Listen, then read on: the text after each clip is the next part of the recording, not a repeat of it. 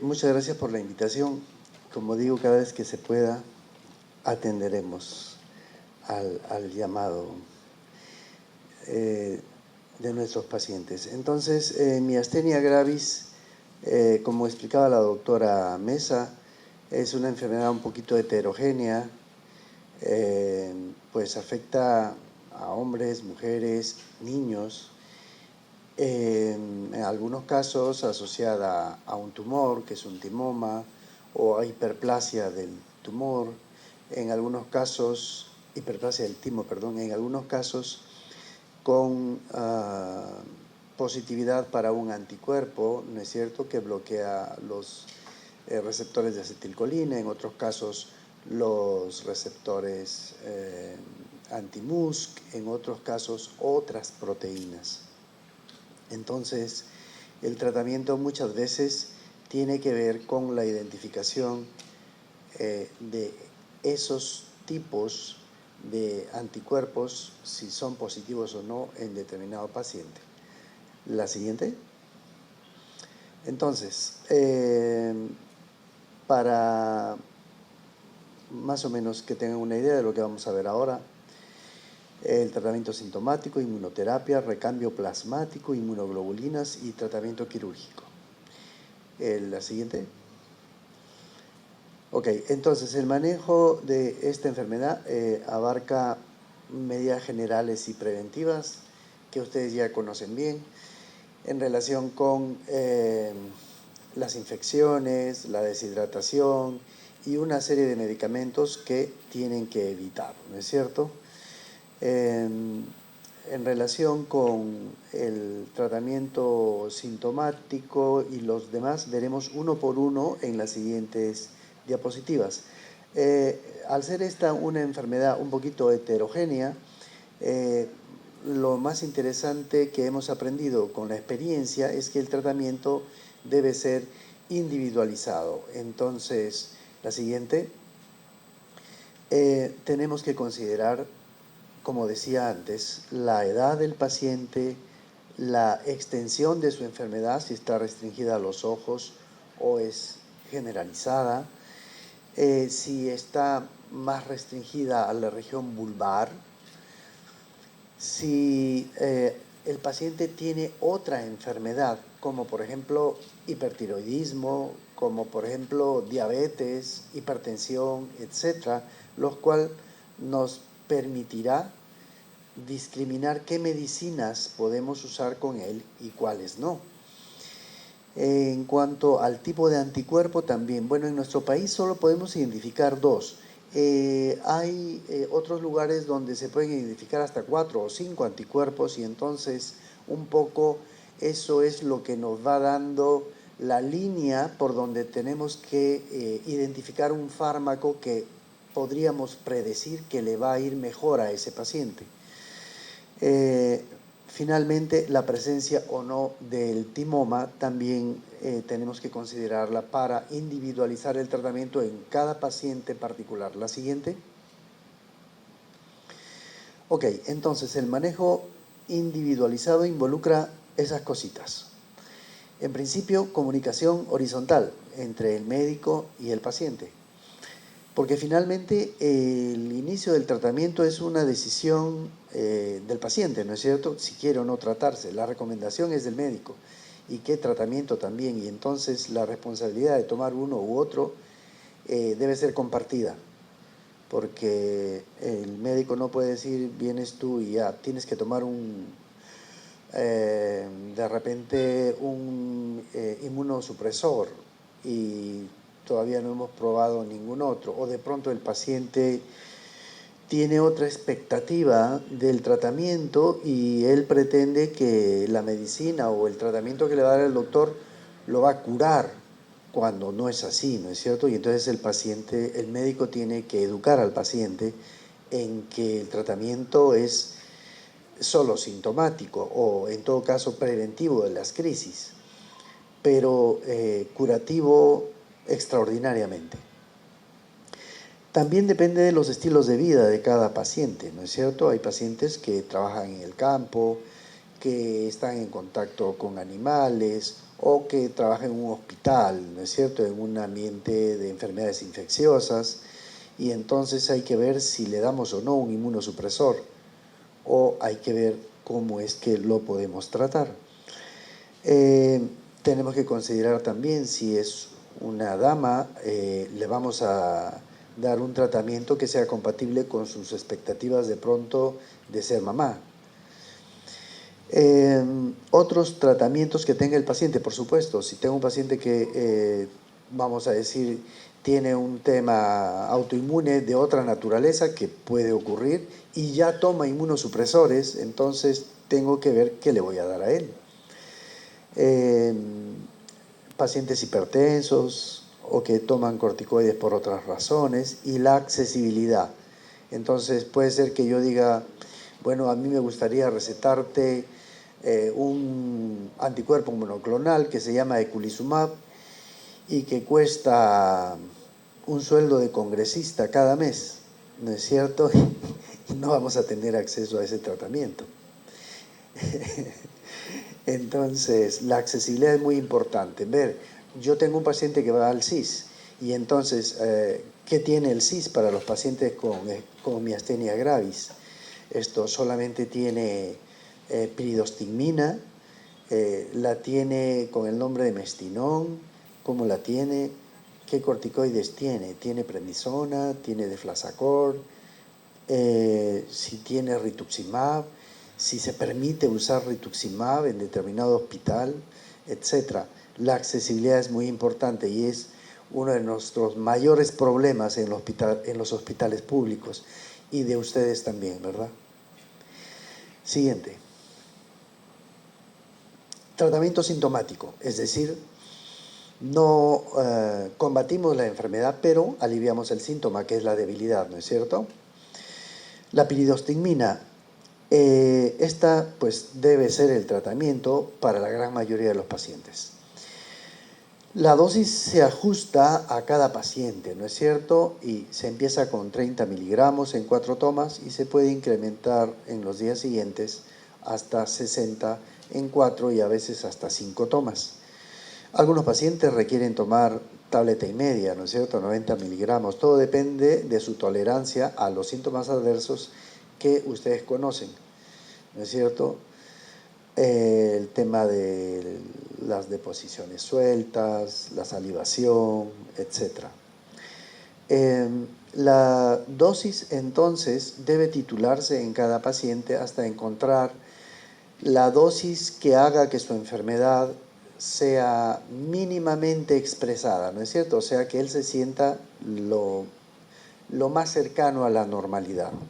Entonces, si con 90 funciona, pues le damos 90. Si con 60 funciona, le damos 60. Si 5 dosis necesita, le damos 5 dosis. Si solo son 4, pues le damos 4. La idea es no saturarlo porque le podemos hacer daño. Entonces, cuando la piridostigmina no controla satisfactoriamente los síntomas, luego de unas semanas de observación, entonces el siguiente paso es pensar en el uso de un corticoide. La siguiente. Entonces, los corticosteroides tienen una respuesta alta cuando no nos fue tan bien con la piridostigmina, y sin dejar la piridostigmina empezamos a tomar un corticoide, el más conocido, prednisona, ¿no es cierto? Algunos pacientes inicialmente presentan más bien un empeoramiento de los síntomas, están más débiles los primeros días, particularmente si empezamos con una dosis alta. Entonces, la recomendación es empezar con dosis bajas e ir aumentando la dosis gradualmente. Así evitamos ese susto que a veces se presenta en los pacientes y pues vamos llegando poco a poco a obtener la mejor dosis para cada paciente, que es nuevamente la dosis en la que él se siente lo más cercano a la normalidad, ¿no es cierto? Entonces, una vez que encontramos esta dosis, que no necesariamente tiene que llegar a 100 miligramos, se mantiene esta por 2 o 3 meses para observar lo que les digo. Si alcanzamos ese mejor momento, podemos luego empezar a disminuir muy lentamente las dosis de 10 miligramos cada mes se va disminuyendo hasta llegar a 40, si llegamos a 40, vamos más lentos y así vamos, ¿ya? Hasta que llegamos a una dosis en promedio de 7, 8 miligramos interdiarios. Hay otro corticoide, sí, la metilprednisolona, que se usa por vía endovenosa cuando hay como que empeoramientos de la debilidad, ¿no es cierto? La siguiente. Cuando hemos usado la piridostigmina, hemos usado el corticoide y el paciente todavía no encuentra mejoría significativa y sigue presentando debilidad, párpados caídos, dificultad para la deglución, entre otras cosas, entonces tenemos que usar un inmunosupresor. Y estos son varios, miren, azatioprina, micofenolato, tacrolimus, ciclofosfamida, ciclosporina, rituximab, eculizumab.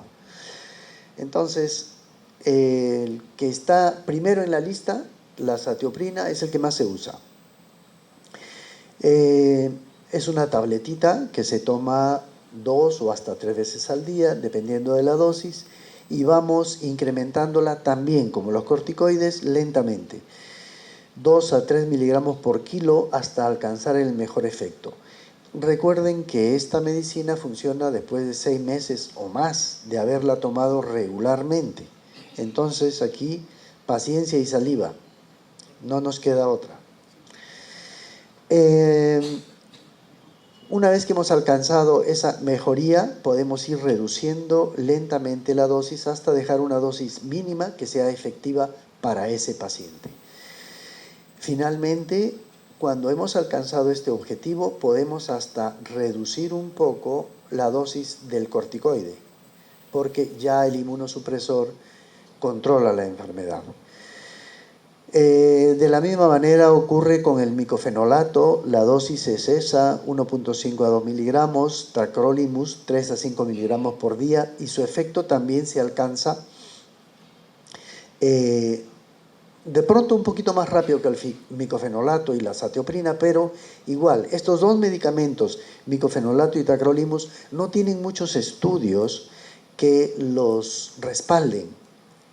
Entonces, a pesar de que figuran en la gran mayoría de las guías internacionales, no tienen mucho respaldo en estudios hechos con todas las de la ley y que digan, este es un medicamento que se usa y tiene tal o cual eficacia. Sin embargo, como repito, está en la mayoría de las guías. La ciclofosfamida también se puede usar en miastenia refractaria por pulsos mensuales a esta dosis, ¿no? 500 miligramos por metro cuadrado. Hay quienes dan una especie de infusión repetida en días sucesivos y luego la distancian a una dosis mensual cuando no hay respuesta a los anteriores tratamientos.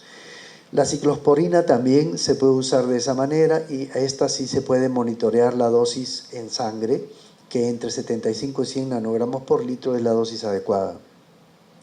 El rituximab es un anticuerpo monoclonal que tiene más de 15 años en el mercado, se usa para varias cosas, enfermedades reumáticas, esclerosis múltiple, aún sin que tenga estudios definidos contra esta enfermedad, pues el uso a nivel mundial es tan abrumador que, como los otros dos que mencioné, prácticamente está ya en todas las guías internacionales. Entonces, rituximab se utiliza en una infusión que puede usarse a dosis de 1000 miligramos que se repiten a los 15 días en la primera vez que se trata al paciente y luego se le da una sola dosis cada 6 meses. Entonces, el rituximab es un anticuerpo monoclonal, es inmunosupresor. La infusión puede dar algunos síntomas como dolor de cabeza un rash cutáneo, una urticaria, así. Pero son síntomas que se pueden controlar porque siempre hay una premedicación. Antes de pasar el rituximab, se le pasa al paciente un antialérgico, se le pasa un poquito de corticoide y se le pasa también por vía endovenosa 1 gramo de paracetamol. Y luego de esto se le pasa el rituximab lentamente en un tiempo que va de 4 a 6 horas. Esta medicina se dice que funciona mejor